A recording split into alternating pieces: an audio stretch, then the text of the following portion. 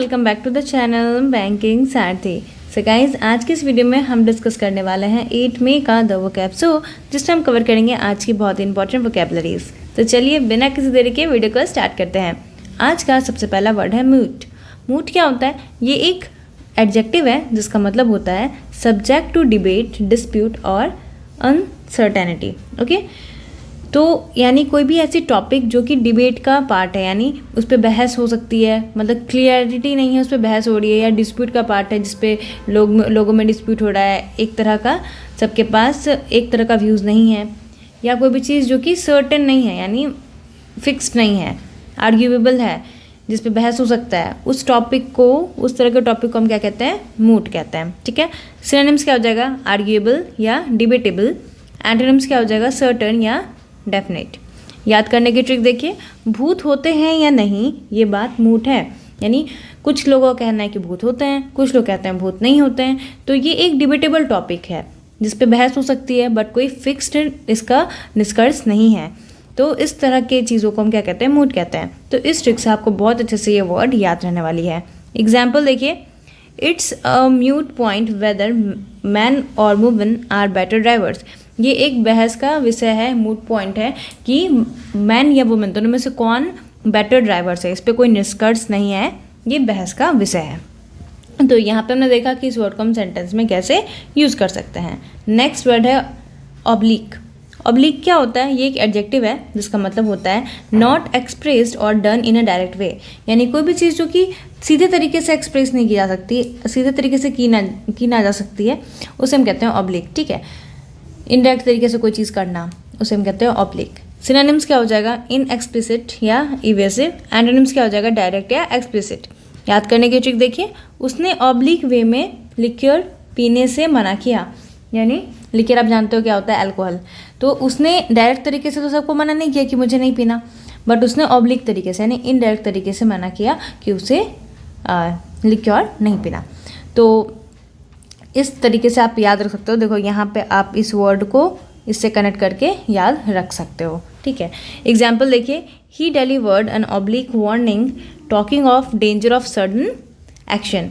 उसने एक वार्निंग दी, लेकिन वार्निंग डायरेक्ट नहीं थी, ऑब्लिक वार्निंग थी, इनडायरेक्ट तरीके से उसने वार्निंग दी कि इस सडन एक्शन से क्या डेंजर हो सकता है। तो यहाँ पे हमने देखा कि इस वर्ड को हम सेंटेंस में कैसे यूज़ कर सकते हैं। मूव करते हैं हम नेक्स्ट वर्ड पे। नेक्स्ट वर्ड है स्टिपुलेट। स्टिपुलेट क्या होता है? ये एक वर्ब है जिसका मतलब होता है टू से exactly how something must be और मस्ट बी डन, यानी एग्जैक्ट उसी तरीके से बताना कि कोई भी चीज़ कैसी होनी चाहिए, या कैसी है या कैसी होनी चाहिए, उसे हम कहते हैं स्टिपुलेट। ठीक है, जो भी चीज़ है उसको एग्जैक्टली वैसे ही कहना। सिनोनिम्स क्या हो जाएगा? स्पेसिफाई या इम्पोज। याद करने की ट्रिक देखिए, लेट होने की रीज़न को मैंने टीचर के सामने स्टिपुलेट किया, यानी मैं लेट क्यों आई इसका रीज़न मैंने जैसा था वैसा मैंने बता दिया। ओके, एग्जैक्टली वैसा ही बता दिया टीचर के सामने। तो लेट होने का लेट और स्टिपुलेट, ऐसे करके आप इस वर्ड को कनेक्ट करके याद रख सकते हो। एग्जाम्पल देखिए, he stipulated certain conditions before their marriage.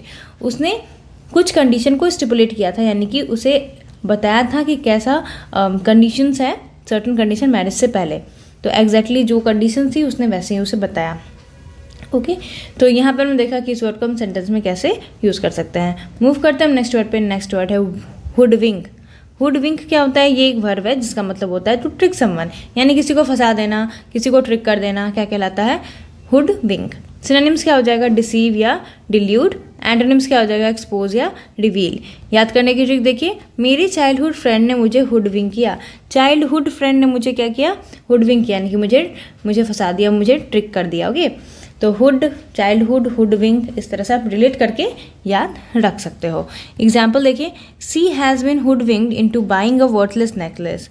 उसे हुडविंक किया गया, यानी उसे ट्रिक किया गया एक वर्थलेस, यानी कि जिस नेकलेस का कोई वैल्यू नहीं था, उसे खरीद कर, यानी उसे बेवकूफ़ बनाया गया और उसे ऐसी नेकलेस दी गई जिसका कोई वर्थ नहीं था, कोई वैल्यू नहीं था। तो यहाँ पर हमने देखा कि इस वर्ड को हम सेंटेंस में कैसे यूज़ करेंगे। मूव करते हैं नेक्स्ट वर्ड पे। नेक्स्ट वर्ड है डिस आउट।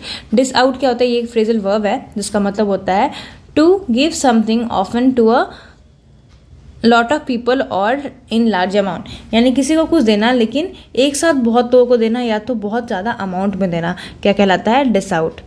इसके सिनोनिम्स मैं लिखना भूल गई हूँ। ओके, इसका सिनोनिम्स आप कमेंट बॉक्स में लिख दीजिएगा, ठीक है।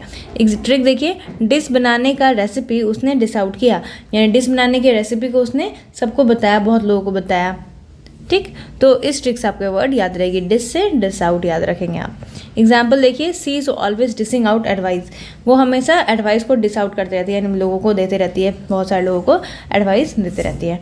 ओके, तो यहाँ पर हम देखा कि इस वर्ड को हम सेंटेंस में कैसे यूज़ कर सकते हैं। तो उम्मीद करती हूँ सारे के सारे वर्ड्स आपको इंपॉर्टेंट लगे होंगे और ये ट्रिक्स आपको इन वर्ड्स को याद रखने में मदद कर दी होगी। तो वीडियो अगर अच्छी लगी हो तो वीडियो को जरूर लाइक कर दें, चैनल पर नए तो चैनल को जरूर सब्सक्राइब कर दें। मिलते हैं नेक्स्ट वीडियो में, तब तक के लिए thank you and have a nice day.